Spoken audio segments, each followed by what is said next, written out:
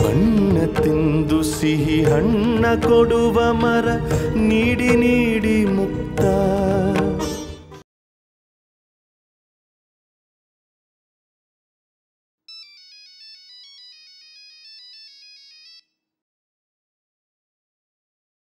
Hello, good morning uncle. Very good morning Bhuvan, ಹೇಳಿ. Uncle, breakfast ಆಯ್ತಾ? ಆಯ್ತು ಭುವನ್. ಏನು ಬೆಳಿಗ್ಗೆ ಬೆಳಿಗ್ಗೆನೆ ಫೋನ್ ಮಾಡಿಬಿಟ್ಟಿದ್ದೀರಾ? ಧ್ವನಿನಲ್ಲಿ ಸಂತೋಷ ತುಂಬಿದೆ. ಹೌದು ಅಂಕಲ್, ನಾನಿವತ್ತು ತುಂಬಾ ಸಂತೋಷವಾಗಿದ್ದೀನಿ. ಈ ಸಂತೋಷಕ್ಕೆ ಕಾರಣ ನೀವೇ ಅನ್ಕೊಳ್ತೀನಿ. ನಾನಾ? ಹಾ ಅಂಕಲ್, ನಿನ್ನೆ ರಾತ್ರಿ ನಾನು ನಿಮಗೆ ಕಾಲ್ ಮಾಡಿದಾಗ ನೀವು ಮೃಣಾಲಿನಿ ಅವ್ರ ಕೈಗೆ ಫೋನ್ ಕೊಟ್ರಲ್ಲ. ಆದರೆ ನಾನಾಗೆ ಕೊಡಲಿಲ್ಲ, ತಾನಾಗೆ ಅವಳು ತಗೊಂಡ್ಲು. ಭುವನ್ ಹತ್ರ ನಾನು ಮಾತಾಡಬೇಕು ಅಂತ. ಆಮೇಲೆ ನಾವು ಜಾಗ ಖಾಲಿ ಮಾಡಿಬಿಟ್ವಿ, ನೀವೇ ಮಾತಾಡ್ಕೊಳ್ಳಿ ಅಂತ. ಚೆನ್ನಾಗಿ ಮಾತಾಡ್ಸಿಲ್ಲ? ನನಗಂತೂ ನಂಬೋಕೆ ಆಗ್ತಿಲ್ಲ ಅಂಕಲ್. ಇದೆಲ್ಲ ಆಗಿದ್ದು ನಿಮ್ಮಿಂದಾನೆ. ತುಂಬಾ ಥ್ಯಾಂಕ್ಸ್ ಅಂಕಲ್. ಹೇಗೆ ಸಾಧ್ಯ ಆಯ್ತಿದಲ್ಲ?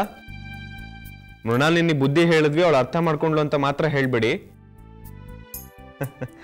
ನಾನು ತಕ್ಕ ಮಟ್ಟಿಗೆ ಮೃಣಾಲಿನಿ ಅವ್ರ ಮನಸ್ಸನ್ನ ಅರ್ಥ ಮಾಡ್ಕೊಂಡಿದ್ದೀನಿ. ಅವ್ರು ಯಾರ್ದೋ ಮಾತು ಕೇಳಿ ತಮ್ಮ ಮನಸ್ಸನ್ನ ಬದಲಾಯಿಸ್ಕೊಳ್ಳೋರಲ್ಲ. ಪರವಾಗಿಲ್ವೇ? ಬಾವಿ ಹೇಳಿ ಅಂದರು. ನನ್ನ ಮಗಳನ್ನ ಭಾಳ ಚೆನ್ನಾಗಿ ಅರ್ಥ ಮಾಡ್ಕೊಂಡ್ಬಿಟ್ಟಿದ್ರಿ. ನಿಮ್ಮನ್ನು ಕೂಡ. ನೀವು ಹೇಳೋದು ಸರಿ ಭುವನ್.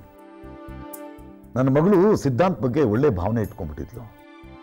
ಒಳ್ಳೆ ಆದರ್ಶ ವ್ಯಕ್ತಿತ್ವ ಇರ್ತಕ್ಕಂಥವನು, ಹೆಣ್ಮಕ್ಳ ಬಗ್ಗೆ ತುಂಬ ಗೌರವ ಇದೆ ಅಂತ ಭಾವಿಸ್ಕೊಂಡಿದ್ಲು. ನನಗೆ ಆ ಭಾವನೆನ ಹೇಗೆ ಮುರಿಯೋದು ಅಂತ ಗೊತ್ತಾಗ್ತಾ ಇರಲಿಲ್ಲ. ತುಂಬ ಯೋಚನೆ ಮಾಡಿದೆ. ನನ್ನ ಮಗಳು ಮತ್ತು ನಿಮ್ಮ ಭವಿಷ್ಯದ ದೃಷ್ಟಿಯಿಂದ ಸಿದ್ಧಾಂತ ಸಭ್ಯಸ್ಥ ಅಲ್ಲ, ಆದರ್ಶ ವ್ಯಕ್ತಿತ್ವವುಳ್ಳತಕ್ಕಂಥ ವ್ಯಕ್ತಿ ಅಲ್ಲ ಅನ್ನುವುದನ್ನು ನನ್ನ ಮಗಳ ಮನಸ್ಸಿನಲ್ಲಿ ರೂಪಿಸಬೇಕಾಗಿತ್ತು ನಾನು. ಅದಕ್ಕೋಸ್ಕರ ಸ್ವಲ್ಪ ರಿಸ್ಕ್ ತಗೊಂಡೆ. ನನ್ನ ಮಗಳು ಮನಸ್ಸಿನಲ್ಲಿ ಅಂದ್ಕೊಂಡ ಹಾಗೆ ಸಿದ್ಧಾಂತ ಒಳ್ಳೆ ವ್ಯಕ್ತಿತ್ವನಲ್ಲ ಅನ್ನೋದನ್ನು ನಿರೂಪಿಸೋ ರೀತಿಯಲ್ಲಿ ಸಂದರ್ಭವನ್ನು ಕ್ರಿಯೇಟ್ ಮಾಡಿದೆ. ಅದು ಹೇಗೆ ಮಾಡಿದ್ರಿ ಅಂಕಲ್? ಅದು ಬೇಡ ಬಿಡಿ ಭುವನ್, ಅದಕ್ಕೊಂದು ಸ್ವಲ್ಪ ಟ್ರಿಕ್ ಮಾಡಬೇಕಾಯ್ತು. ಹೋಗ್ಲಿ ಬಿಡಿ, ನನಗೆ ಆ ವಿಚಾರ ಹೇಳಬಾರ್ದು ಅಂತ ನಿಮ್ಮ ಮನಸ್ಸಲ್ಲಿದ್ರೆ ಬೇಡ. ಅಯ್ಯೋ ಹಾಗೇನಿಲ್ಲ ಭುವನ್, ಹೇಳ್ತೀನಿ. ಏನಿಲ್ಲ ಭುವನ್, ಸೌಜನ್ಯ ಅಂತ ಒಬ್ಬ ಹುಡುಗಿ ಸಿದ್ಧಾಂತ್ ಕಾಲ್ ಸೆಂಟರ್ನಲ್ಲಿ ಕೆಲಸ ಮಾಡ್ತಾ ಇದ್ದಲ್ಲ, ಅಸಿಸ್ಟೆಂಟ್ ಆಗಿ. ಆ ಹುಡುಗಿ ಸಿದ್ಧಾಂತ ಮೊಬೈಲಿಂದ ತನ್ನ ಮೊಬೈಲ್ಗೆ ಕೆಲವು ಅಶ್ಲೀಲ ಮೆಸೇಜ್ಗಳನ್ನ ಸೆಂಡ್ ಮಾಡ್ಕೊಂಡ್ರು. ಸಿದ್ಧಾಂತ್ ಸೌಜನ್ಯಗೆ ಈ ಅಶ್ಲೀಲವಾಗಿರ್ತಕ್ಕಂಥ ಮೆಸೇಜ್ಗಳನ್ನ ಕಳಿಸಿದ್ದೇನೆ ಅನ್ನೋದು ಮೃಣಾಲಿನಿಗೆ ಗೊತ್ತಾಗ ಮಾಡಿದ್ವಿ. ಈಗ ನನ್ನ ಮಗಳ ದೃಷ್ಟಿನಲ್ಲಿ ಸಿದ್ಧಾಂತ ಒಬ್ಬ ವಿಲನ್, ಸಭ್ಯಸ್ಥ ಅಲ್ಲ, ಹೆಣ್ಮಕ್ಳ ಬಗ್ಗೆ ಗೌರವ ಇಲ್ಲದಲ್ಲೇ ಇರ್ತಕ್ಕಂಥವನು ಅಷ್ಟೇ. ಒಟ್ಟಾರೆ ಮೃಣಾಲಿನಿ ದೃಷ್ಟಿನಲ್ಲಿ ಸಿದ್ಧಾಂತ ಒಬ್ಬ ಕ್ಯಾರೆಕ್ಟರ್ಲೆಸ್ ಪರ್ಸನ್. ನೋಡಿ ಭುವನ್, ನಾನು ಇಷ್ಟೆಲ್ಲವನ್ನು ಮಾಡಿದ್ದು ನಮ್ಮ ಮತ್ತು ನಿಮ್ಮ ಕುಟುಂಬದ ಭವಿಷ್ಯದ ದೃಷ್ಟಿಯಿಂದ, ನೆಮ್ಮದಿಯ ದೃಷ್ಟಿಯಿಂದ. Thanks uncle, thank you so much. Okay uncle, bye. Okay.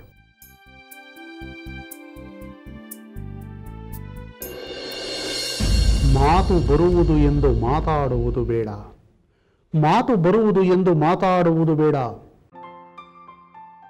ಮಾತು ಬರುತ್ತೆ ಅಂತ ಮಾತಾಡಬಾರದ್ರಿ ಶಾರದಮ್ಮ. ಮಾತು ಬರುವುದು ಎಂದು ಮಾತಾಡುವುದು ಬೇಡ. ಒಂದು ಮಾತಿಗೆ ಎರಡು ಅರ್ಥ ಉಂಟು, ಒಂದು ಮಾತಿಗೆ ಎರಡು ಅರ್ಥ ಉಂಟು. ಎದುರಿಗಿರುವವ ಕೂಡ ಮಾತು ಬಲ್ಲವ ಗೆಳೆಯ. ನಮ್ಮೊಬ್ಬರಿಗೆ ಅಲ್ಲ ರೀ ಮಾತು ಬರೋದು, ಎದುರಿಗಿರೋರ್ಗೂ ಮಾತು ಬರುತ್ತೆ. ನಾವೊಬ್ಬರೇ ಮಾತಾಡ್ತಾ ಇರಬಾರ್ದು.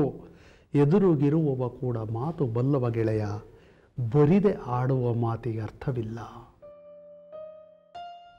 ಬರಿದೆ ಆಡುವ ಮಾತಿಗೆ ಅರ್ಥವಿಲ್ಲ. ಸುಮ್ಮನೆ ಮಾತಾಡ್ತಾ ಇದ್ರೆ ಅರ್ಥ ಇಲ್ಲ. ಅರ್ಥ ಆಯ್ತಾ ಶಾರದಮ್ಮನವರೇ? ತುಂಬ ಚೆನ್ನಾಗಿದೆ ಸರ್ ಕವನ. ನನ್ನ ಮನೇಲಿ ಜಾಸ್ತಿ ಮಾತಾಡ್ತಿದ್ರೆ ನಮ್ಮ ಯಜಮಾನ್ರು ಇದೇ ಕವನ ಓದ್ತಾರೆ ಸರ್. ಇನ್ನೇನು ಹೇಳ್ತಾರ್ರಿ ನಿಮಗೆ? ಆಮೇಲೆ ನೀವು ಬರೆದಿದ್ದ ಈ ಪದ್ಯ ಅಂತ ಕೇಳಬೇಡಿ, KS ನರಸಿಂಹಸ್ವಾಮಿ ಅವರು ಬರೆದಿರೋದು. ಎಲ್ರಿ ಇವನು 11:30 ಆಯಿತು, ಇನ್ನೂ ಬಂದಿಲ್ವಲ್ಲ ಈ ಪಾಂಡು? ಅದೇ ಸರ್, ಆ ರಾಘವೇಂದ್ರ ಭವನದ ಓನರು ಗುರುಮೂರ್ತಿ ಜಾಜಿಕಟ್ಟೆ ಅವರು ಕೇಸ್ ಗೆದ್ದಿದ್ದಕ್ಕೆ ಇನ್ನೂ ಫೀಸ್ ಕೊಟ್ಟಿರಲಿಲ್ವಲ್ಲ. ನೀವು ಹೇಳಿದ್ರಲ್ಲ ಸರ್, ಕಲೆಕ್ಟ್ ಮಾಡ್ಕೊಂಡು ಬಾ ಅಂತ, ಅಲ್ಲಿಗೆ ಹೋಗಿರಬೇಕು ಸರ್. ಅಲ್ಲಿಗೆ ಹೋಗಿ ಇಷ್ಟೊತ್ತಾದರೂ ಬರಲಿಲ್ಲ ಅಂದರೆ ನೆನ್ನೆ ಹೋಗಿದ್ದು. ನೀವು ನನ್ನ ಹೇಳಿದ ಕೇಳಿ ನನಗೆ ಭಯ ಆಗ್ತಾ ಇದೆ ರೀ. ಹೇಗೆ ವಸೂಲು ಮಾಡ್ತಾನೆ ಇವನು? ಇವನು ಸ್ವಲ್ಪ ರೌಡಿಗಳು ಬೇರೆ ಫ್ರೆಂಡ್ಸ್ ಇದ್ದಾರೆ ಅಂತ ಹೇಳ್ತೀರಿ.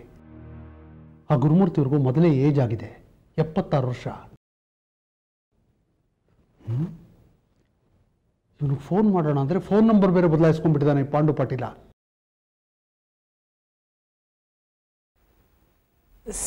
ಸರ್, ನಾನೊಂದು ವಿಚಾರ ಹೇಳ್ತೀನಿ, ನೀವು ಯಾರಿಗೂ ಹೇಳಬಾರ್ದು. ನನಗೆ ನಿನ್ನೆ ರಾತ್ರಿ 8 ಗಂಟೆಯಲ್ಲಿ ಸಿಕ್ಕಿದ್ದ ಸರ್ ಪಾಂಡು. ಹಾಂ, ಎಲ್ಲಿ? ಆ ದೇವೇರಿ ಕೆರೆ ಇಲ್ವಾ ಸರ್, ಅದರ ಹತ್ರ ಸರ್. ನಾವು ಬಾಗ್ನ ಬಿಡಕ್ಕೆ ಅಲ್ಲಿಗೆ ಹೋಗಿದ್ವಿ. ಅಲ್ಲವನು ಕಾರ್ ನಿಲ್ಲಿಸ್ಕೊಂಡು ನಿಂತಿದ್ದ ಸರ್. ಅವನ ಜೊತೆ 4-5 ಜನ ರೌಡಿಗಳು ಇದ್ರು ಸರ್. ಜೊತೆಗೆ ಪಾಪ ಗುರುಮೂರ್ತಿ ಜಾಜಿಕಟ್ಟನು ಸರ್, ಅವ್ರ ಕಾರ್ ಹತ್ರ ನೆಲದ ಮೇಲೆ ಕೂತ್ಬಿಟ್ಟಿದ್ರು ಸರ್. ಗುರುಮೂರ್ತಿ ಜಾಜಿಕಟ್ಟೆಯವರ? ಹೌದು ಸರ್. ನಿಮಗೆ ಹೇಳಲೇಬಾರ್ದು ಅಂತ ಪಾಂಡು ಪಾಟೀಲ ಪ್ರಾಮಿಸ್ ತೊಗೊಂಡಿದ್ದ ನನ್ನ ಹತ್ರ. ಬೇಡ ಬಿಡಿ ಸರ್, ನಾನು ನನ್ನ ಮಕ್ಕಳನ್ನೇ ಇಟ್ಟಿದ್ದೀನಿ ಸರ್, ನಿಮಗೆ ಹೇಳೋದಿಲ್ಲ ಅಂತ.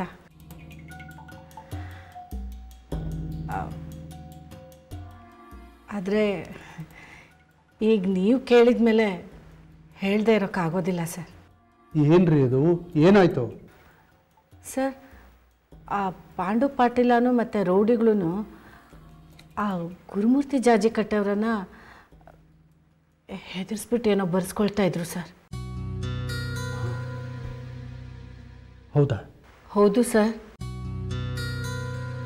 ಫೀಸ್ ಬಗ್ಗೆನೇ ಏನೋ ಪತ್ರ ಬರ್ಸ್ಕೊತಾ ಇದ್ದಿರಬೇಕು. ಕೇಳಿದೆ ಸರ್ ನಾನು ಪಾಂಡುನ ಅದೇನು ಅಂತ. ಅದಕ್ಕವನು ಇಲ್ಲಿ ನೋಡಿದ್ದನ್ನು ಯಾರಿಗೂ ಹೇಳಬಾರ್ದು ಅಂತ ನನ್ನ ಕೈಲಿ ಆಣೆ ಮಾಡಿಸ್ಕೊಂಡ ಸರ್. ಆಮೇಲೆ ನಮ್ಮ ಯಜಮಾನ್ರು ಮನೆಗೆ ಹೋಗೋಣ ಅಂತ ಅರ್ಜೆಂಟ್ ಮಾಡಿದರು. ನಾವು ಬಂದುಬಿಟ್ವಿ ಸರ್. ನಂಗೆ ರಾತ್ರಿ ಎಲ್ಲ ಒಂದೇ ಭಯ ಸರ್, ಪಾಪ ಗುರುಮೂರ್ತಿ ಜಾಜಿಕಟ್ಟೆಯವ್ರಿಗೆ ಏನಾಗಿದೆಯೋ ಅಂತ. ಅಲ್ಲ ಸರ್, ಪಾಂಡು ಪಾಟೀಲ ಗುರುಮೂರ್ತಿ ಅವ್ರಿಗೆ ಏನಾದರೂ ಮಾಡಿದಿದ್ರೆ ಇಷ್ಟರ ವೇಳೆಗೆ ಫೋನ್ ಬಂದಿರ್ತಿತ್ತು ಅಲ್ವಾ? ಅಂದರೆ ಸರ್, ಯಾವುದಕ್ಕೂ ಆ ದೇವೇರಿ ಕೆರೆ ಏರಿಯಾದ ಪೊಲೀಸ್ ಸ್ಟೇಷನ್ಗೆ ಒಂದು ಸತಿ ಫೋನ್ ಮಾಡ್ತೀರಾ ಸರ್? ಬಡ್ಡಿ ದುಡ್ಡು ವಸೂಲಿ ಮಾಡೋ ರೌಡಿಗಳು ಸರ್ ಅವರೆಲ್ಲ. ಆ ಗುರುಮೂರ್ತಿಗೆ ಬೇರೆ 76 ವರ್ಷ.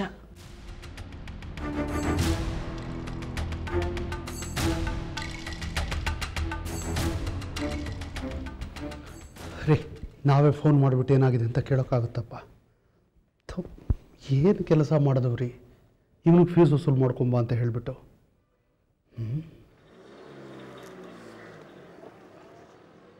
ಸರ್, ಪಾಂಡು ಪಾಟೀಲ್ ಕಾರ್ ಬಂತು, ಬಂದವನು. ಸರ್, ನಾನು ಈ ವಿಚಾರನೆಲ್ಲ ನಿಮಗೆ ಹೇಳಿಬಿಟ್ಟಿದ್ದೀನಿ ಅಂತ ಅವನಿಗೆ ಹೇಳಬೇಡಿ ಸರ್, ಪ್ಲೀಸ್. ನಮಸ್ಕಾರ ಸರ್. ನಮಸ್ಕಾರ. ಅಲ್ರಿ, 11:30 ಆಯಿತು. ಇವತ್ತೇನೋ ಕೇಸ್ ಇಲ್ಲ, ಪರವಾಗಿಲ್ಲ. ಎಲ್ಲಿಗೆ ಹೋಗಿದ್ರಿ ಇಷ್ಟೊತ್ತು? ನಿಮ್ಗೆ ಹೇಳ್ಬಿಟ್ಟೆ ಹೋಗಿದ್ನಲ್ಲ ಸರ್, ಆ ಗುರುಮೂರ್ತಿ ಜಾಜಿಕಟ್ಟೆಯವರು ಫೀಸ್ ಕೊಟ್ಟಿರಲಿಲ್ಲ, ಅದಕ್ಕೆ ವಸೂಲು ಮಾಡ್ಕೊಂಡು ಬರ್ತೀನಿ ಅಂತ ಅಲ್ಲಿಗೆ ಹೋಗಿದ್ದೆ ಸರ್. ಏನಾಯಿತು ಪಾಂಡು? ಫೀಸು ಬಿಡ್ತೀನ ಸರ್, ವಸೂಲು ಮಾಡ್ಕೊಂಡೇ ಬಂದಿದ್ದೀನಿ. ಹೇಗೆ ವಸೂಲಿ ಮಾಡಿದ್ರಿ? ಹೀಗೆ ನೈಸಾಗಿ ಕೇಳಿದೆ ಸರ್, ನೀವೀಗ ಅಮೇರಿಕಕ್ಕೆ ಹೋಗ್ತಾ ಇದ್ದೀರಲ್ಲ, ಫೀಸ್ ಕೊಡಬೇಕಾಗುತ್ತಲ್ಲ ಅಂತ. ಅದಕ್ಕೆ ಅವರೊಂದು ಪತ್ರ ಬರ್ಕೊಟ್ಟಿದ್ದಾರೆ ಸರ್. ಫೀಸ್ಗೆ ಅಂತ ಪತ್ರ ಬರ್ಕೊಟ್ರ? ಪಾಂಡು, ಸತ್ಯ ಹೇಳಿ, ನೀವು ಬಡ್ಡಿಗೆ ದುಡ್ಡು ಬಿಡ್ತೀರಲ್ಲ, ಅದನ್ನು ವಸೂಲು ಮಾಡೋ ರೌಡಿಗಳನ್ನು ನೀವು ಕರ್ಕೊಂಡು ಹೋಗಿರಲಿಲ್ಲ ಅಲ್ಲಿ?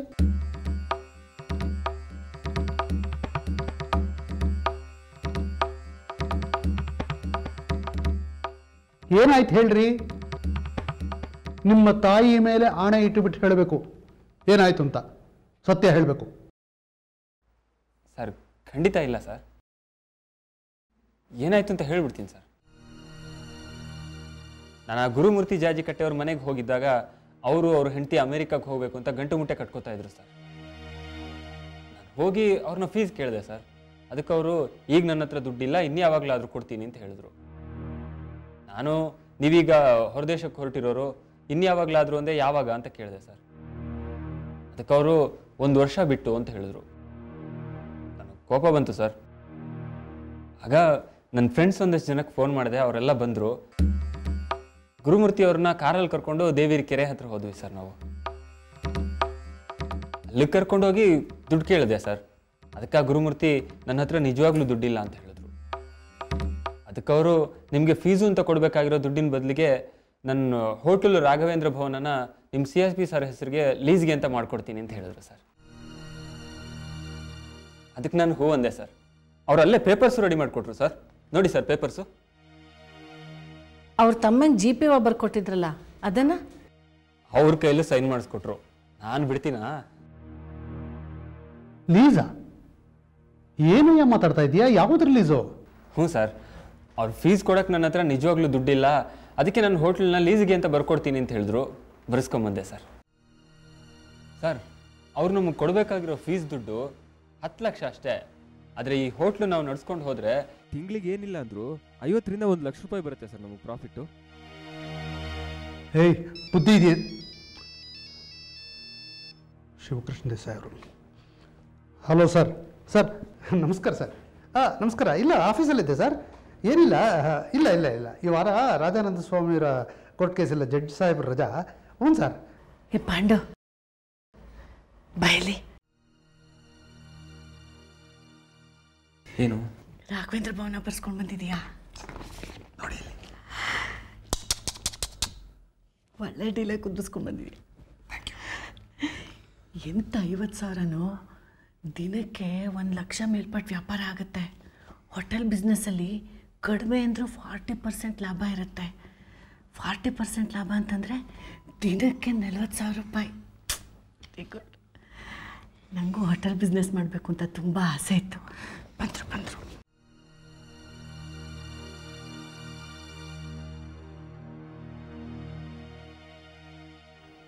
ಏ ಪಾಂಡು, ಏನದು ಏನೋ ಲೀಸ್ ಅಂತ ಹೇಳ್ತಿದ್ದೆ? ಸರ್ ತಾವೊಪ್ಪೋದಾದರೆ ಒಂದೆರಡು ಮಾತು ಹೇಳ್ಬೋದಾ? ನಾವು ಟ್ರೆಂಡಿಗೆ ತಕ್ಕ ಹಾಗಿರಬೇಕು ಸರ್.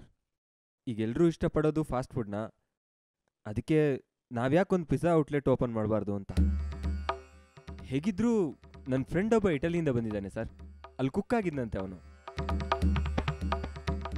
ಅವನಿಗೆ ಪಿಜ್ಜಾ ಪಾಸ್ತಾ ಎಲ್ಲ ಮಾಡೋಕ್ಕೆ ಬರುತ್ತೆ ಸರ್. ನಾನು ಕರೆದ್ರೆ ಖಂಡಿತ ಬರ್ತಾನೆ ಸರ್.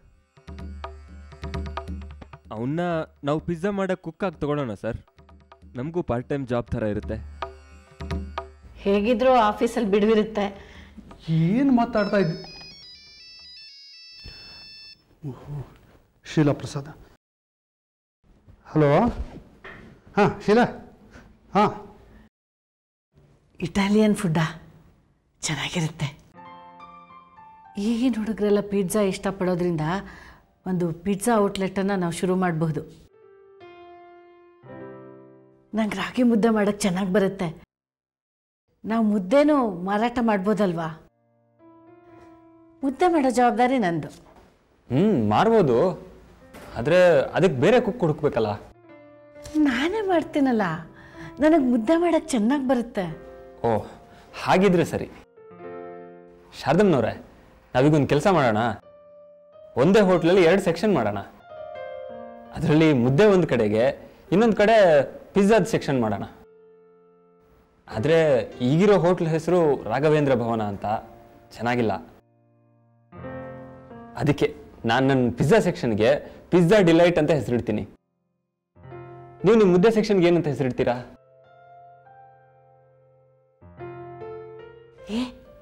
ಆ ಹೋಟೆಲ್ಗೆ CSP ಮುದ್ದೆ ಮನೆ ಅಂತ ಹೆಸರಿಟ್ರೆ ಹೇಗಿರುತ್ತೆ?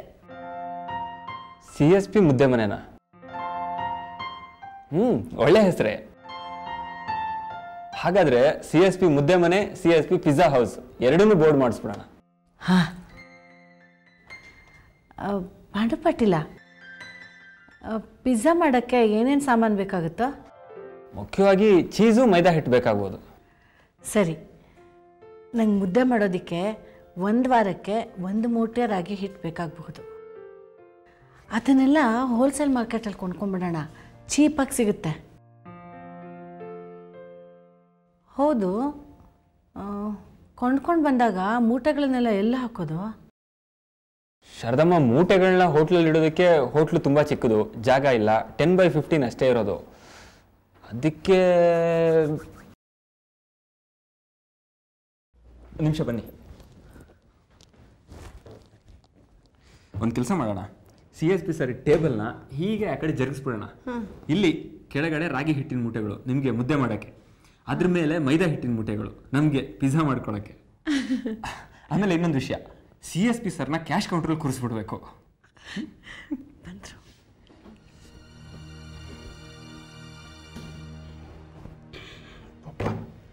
ಏನು ತಲೆ ತಿಂತಾರಪ್ಪ. ಏನು ರೀ ಇಲ್ಲಿ ಬಂದು ನಿಂತಿದ್ದೀರಾ? ಆಮೇಲೆ ಅದೇನೋ ಲೀಸ್ ಕತೆ ಹೇಳ್ತಾ ಇದ್ರಲ್ಲ, ಏನಾಯಿತು? ಸರ್, ಅದೊಂದು ಪ್ರಪೋಸಲ್ ಬಂದಿತ್ತು, ಅದ್ರ ಬಗ್ಗೆ ಡಿಸ್ಕಸ್ ಮಾಡೋಣ ಅಂತ. ಪ್ರಪೋಸಲ್ಲ? ಏನು ಪ್ರಪೋಸಲ್ಲು? ಅದೇ ಸರ್, ಆ ಗುರುಮೂರ್ತಿ ಅವ್ರ ಹತ್ರ ಫೀಸಿಗೆ ಬದಲಾಗಿ ಹೋಟ್ಲನ್ನ ಲೀಸ್ಗೆ ಅಂತ ಬರ್ಸ್ಕೊಂಬಂದಿದ್ದೀವಲ್ಲ, ಅದನ್ನು ವೇಸ್ಟ್ ಮಾಡೋದು ಯಾಕೆ ಅಂತ. ಹೇಗೂ ಹೋಟೆಲ್ ಎಸ್ಟಾಬ್ಲಿಷ್ಮೆಂಟ್ ಹಾಗೇ ಇದೆ, ಅದರಲ್ಲಿ ನಾವೇ ಒಂದು ಪಾರ್ಟ್ ಟೈಮ್ ಬಿಸ್ನೆಸ್ ಶುರು ಮಾಡೋಣ ಅಂತ ಸರ್. ಹೇಗಿದ್ದರೂ ಆಫೀಸ್ಗೆ ಕೇಸುಗಳು ಬರೋದು ಕಡಿಮೆ, ತಾವೂ ಫೀಸ್ ಕಡಿಮೆ ಬರುತ್ತೆ ಅಂತ ಬೇಜಾರು ಮಾಡ್ಕೋತಿರ್ತೀರ. ತಿಂಗಳಿಗೆ 2 ಲಕ್ಷ ಬರುತ್ತೆ ಅಂತಂದರೆ ಅದು ಯಾವುದಕ್ಕೆ ಕಡಿಮೆ ಸರ್? ಅಲ್ಲಿ ಇಟಾಲಿಯನ್ ಫುಡ್ಡು, ರಾಗಿ ಮುದ್ದೆ ಮಾರಾಟ ಮಾಡೋಣ ಅಂತ ಸರ್. ಈಗಿನ ಫ್ಯಾಷನ್ನು ಸರ್ ಅದು. ತಿಂಗಳಿಗೆ ಏನಿಲ್ಲ ಅಂದರೂ ಪ್ರಾಫಿಟ್ 2 ಲಕ್ಷ ಬರುತ್ತೆ ಸರ್. ಅದು ಬರೀ ಪಾರ್ಟ್ ಟೈಮಲ್ಲಿ ಅಷ್ಟೇ.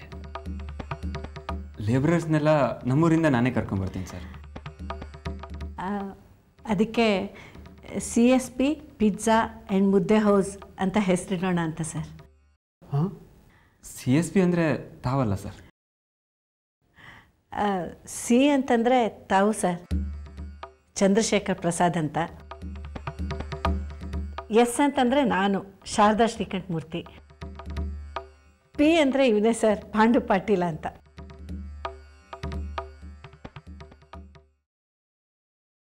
ಅವಾಗ 3 ಜನನೂ ಸಂತೋಷವಾಗಿರ್ಬೋದು ಸರ್. ಹೇಗನ್ಸುತ್ತೆ ಸರ್ ಐಡಿಯಾ? ನಿಮ್ಮಿಬ್ಬರನ್ನು ಕೆಲಸದಿಂದ ತೆಗೆದು ಹಾಕಬೇಕು ತಕ್ಷಣ ಅಂತ ಅನ್ನಿಸ್ತಾ ಇದೆ. ಅಲ್ಲ, ನಿಮಗಿಬ್ಬರಿಗೂ ಬುದ್ಧಿ ಇಲ್ವಾ? ಅಲ್ಲ ರೀ ಶಾರದಮ್ಮ, ಅವನಿಗೇನೋ ಬುದ್ಧಿ ಇಲ್ಲ, ಇನ್ನು ಚಿಕ್ಕ ವಯಸ್ಸು ಅಂದರೆ ನಿಮಗೂ ಬುದ್ಧಿ ಬೇಡವಾ?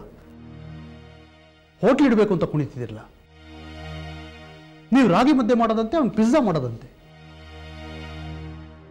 ನಾವೇನು ಲಾಯರ್ಗಳ ಇಲ್ಲ ಅಡುಗೆವ್ರ?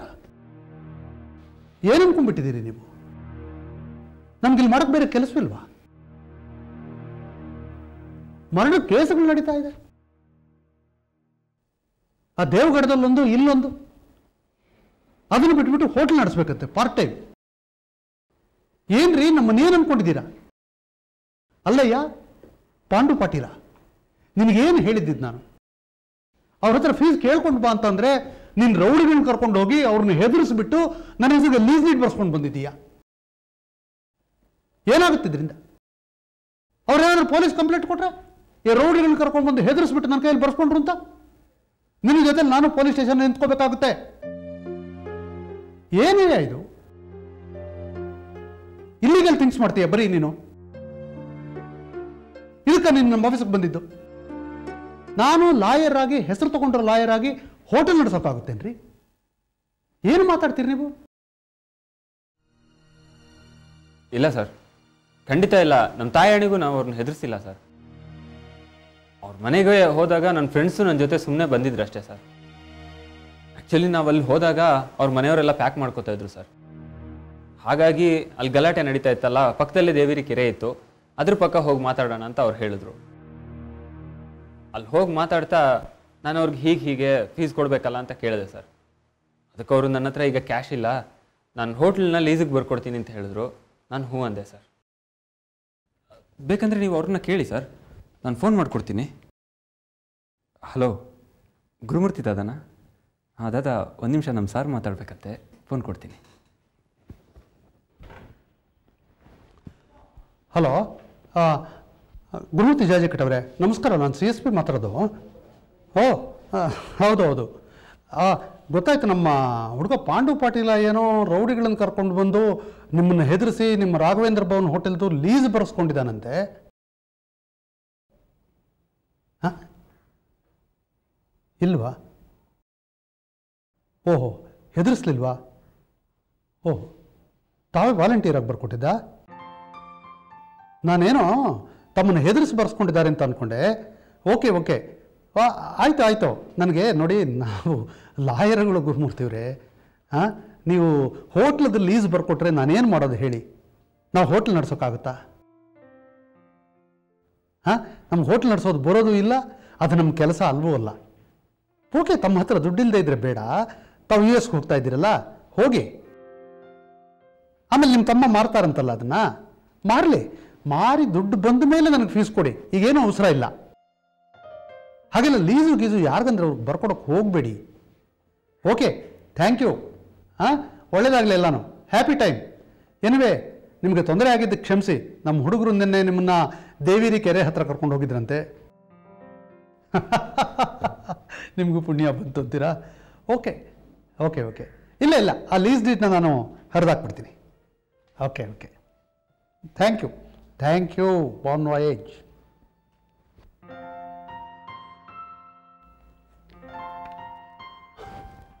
ಇಲ್ಲಯ್ಯ, ಅವರು ಹೇಳಿದ್ರು ನೀವೇನು ಹೆದರಿಸ್ಲಿಲ್ವಂತೆ. ಫೀಸ್ ಕೇಳಿದ್ದಕ್ಕೆ ಅವ್ರ ಹತ್ರ ಕ್ಯಾಶ್ ಇಲ್ಲದೆ ಇದ್ದಿದ್ದಕ್ಕೆ ನಾನೇ ಬರ್ಕೊಟ್ಟೆ ವಾಲಂಟಿಯರ್ ಆಗಿ ಅಂತ ಹೇಳ್ತಾರೆ. ಓಕೆ, ತಗೊಂಬ ಲೀಸ್ ಡೀಡು.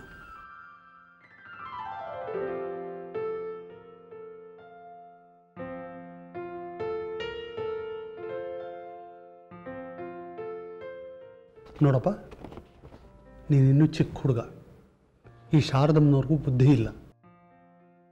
ನಾವು ಲಾಯರ್ ಕೆಲಸ ಮಾಡಬೇಕು.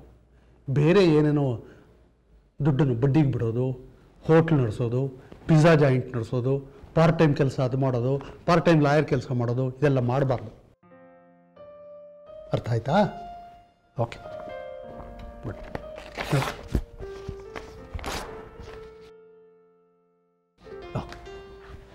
Okay, attend to your work.